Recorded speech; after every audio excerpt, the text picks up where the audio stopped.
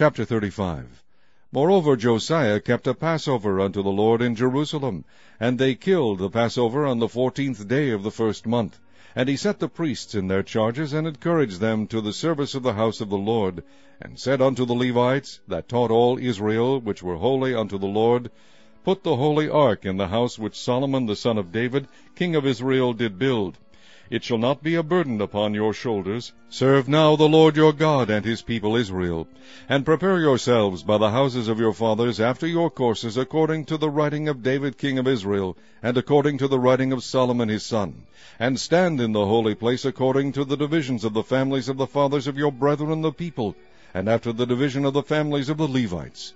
So kill the Passover, and sanctify yourselves, and prepare your brethren, that they may do according to the word of the Lord by the hand of Moses. And Josiah gave to the people of the flock lambs and kids, all for the Passover offerings, for all that were present, to the number of 30,000 and 3,000 bullocks. These were of the king's substance. And his princes gave willingly unto the people, to the priests, and to the Levites. Hilkiah and Zechariah and Jehiel, rulers of the house of God, gave unto the priests for the Passover offerings 2,600 small cattle, and 300 oxen.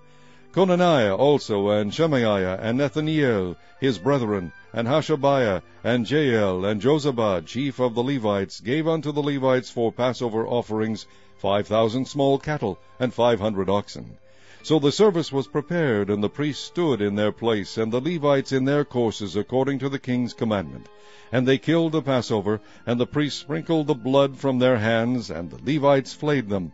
And they removed the burnt offerings, that they might give according to the divisions of the families of the people, to offer unto the Lord, as it is written in the book of Moses.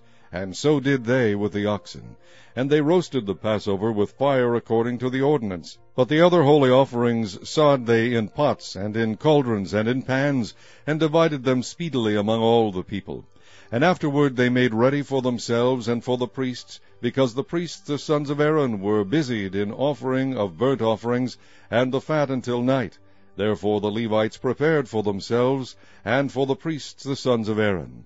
And the singers, the sons of Asaph, were in their place, according to the commandment of David, and Asaph and Heman, and Jeduthun the king's seer, and the porters waited in every gate.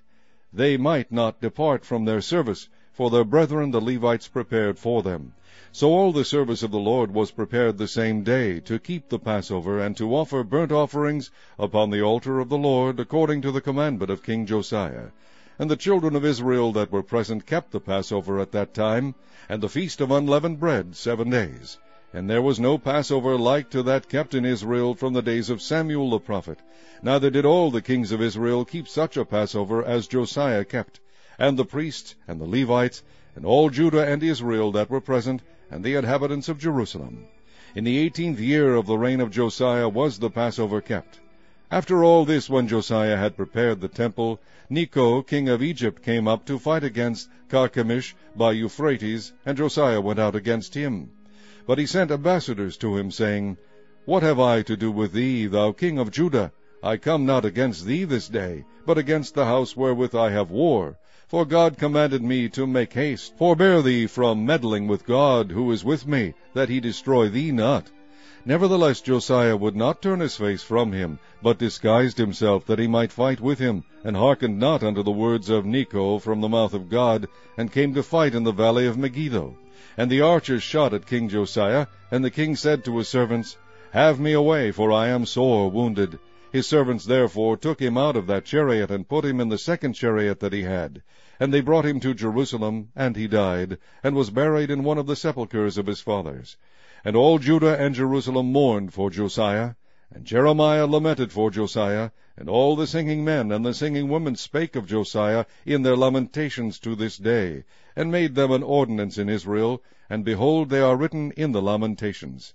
Now the rest of the acts of Josiah, and his goodness according to that which was written in the law of the Lord, and his deeds first and last, behold, they are written in the book of the kings of Israel and Judah.